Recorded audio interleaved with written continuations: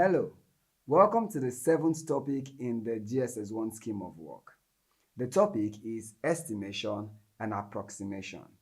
As part of this topic, we would learn the meaning of estimation, estimation of length and area, estimation of mass and capacity, meaning of rounding off numbers, and understanding rounding off numbers, then steps to rounding off numbers to various place value, meaning of approximation, how to approximate numbers, then approximation of numbers to decimal place and significant figures.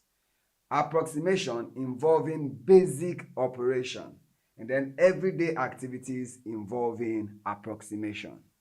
We believe that by the end of this topic, you would be able to solve several problems on these itemized objectives. Thank you.